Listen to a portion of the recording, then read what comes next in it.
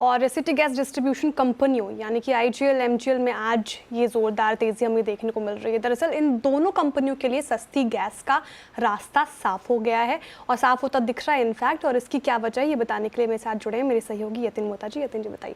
तो श्रेया, अगर हम देखें तो जो सिटी गैस डिस्ट्रीब्यूशन कंपनीज हैं, एपीएम गैस का एलोकेशन कट होने के वजह से आईजीएल एमजीएल और सिटी गैस डिस्ट्रीब्यूशन के सारे शेयर्स में आपने 20 से 25% करेक्शन देखा। कहीं ना कहीं सरकार ने जो 6 से 7 MMSCMD गैस की सप्लाई घटाई थी, उसके सामने अभी सप्लाई इंप्रूव करने पे ऑयल एंड गैस मिनिस्ट्री का एक सर्कुलर जारी हुआ है, जहाँ उन्होंने गेल और ONGC को डायरेक्ट किया है कि लगभग 0.6 MMSCMD यानी दोनों मिला के लगभग 1.2 MMSCMD की गैस सप्लाई जो है वो मुहैया कराएं आईजीएल एमजीएल और सिटी गैस डिस्ट्रीब्यूशन कंपनीज़ के लिए। और जिस तरीके से वॉल्यूम ग्रोथ होता है, उस वॉल्यूम ग्रोथ को मद्देनज़र रखते हुए गैस सप्लाई को एक्सेलरेट किया जाए।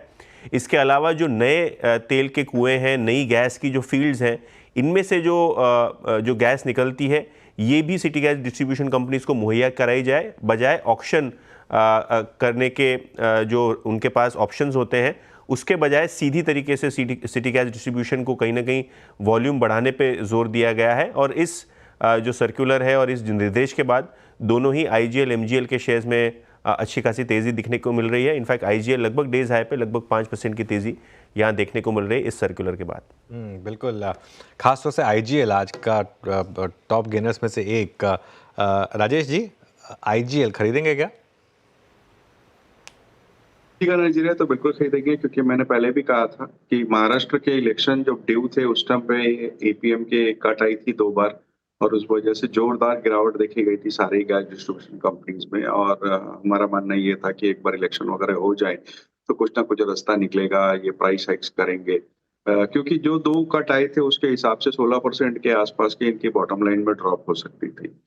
एक आध क्वार्टर दिक्कत में आ सकता है, no doubt on that, but मुझे लगता है कि आने वाले दिनों में ये अपने दाम भी बढ़ाएंगे गैस के, दूसरे गैस की सप्लाई भी बढ़ेगी, तो ये जो हालिया दिक्कत थी एपीएम कट की वो दूर होती हुई नजर आएगी और वैल्यूएशन बहुत कंफर्टेबल है।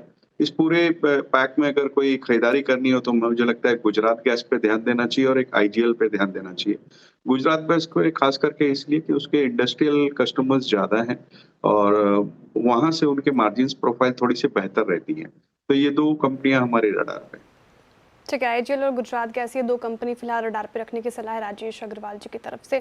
लेकिन आशीष जी, चार्ट देखिए एमजीएल का, एमजीएल में भी अच्छी खासी तेजी इनफैक्ट देखने को मिल रही है। 1.5% से ज़्यादा उछलकर कामकाज कर रहा है और 1 महीने में भी इसने अच्छा खासा रिटर्न अपने निवेशकों को जनरेट करके दिया है, 3.25% से ज़्यादा। चार्ट क्या इंडिकेट कर रहे हैं, क्या आगे भी तेज़ी बरकरार रहेगी? किसी को फ्रेश एंट्री लेनी है तो क्या इस करंट मार्केट प्राइस पे लिया जाए? जी श्रेया जी, इनफैक्ट अगर आप एमजीएल के चार्ट देखेंगे तो इसमें जो गैप बना था 18 नवंबर के न्यूज़ के बाद, वो गैप पूरा फिल होता हुआ देखने मिला और 18 नवंबर के सारे हाईज आज निकलते हुए देखने मिले हैं। तो एक फ्रेश ब्रेकआउट देखने मिल रहा है और ऑलरेडी प्राइस वॉल्यूम ब्रेकआउट हम इसमें एंटिसिपेट कर रहे हैं। तो यहाँ से 1420 तक का जोन देखने मिल सकता है। अनदर 100 रुपीज की रैली यहाँ से देखने मिल सकती है। तो खरीदारी की सलाह रहेगी। जो स्टॉप लॉस इसमें मेंटेन करना है वो 1280 का एक एसएल मेंटेन करना है। ओके, चलिए अब बात करते हैं आईटी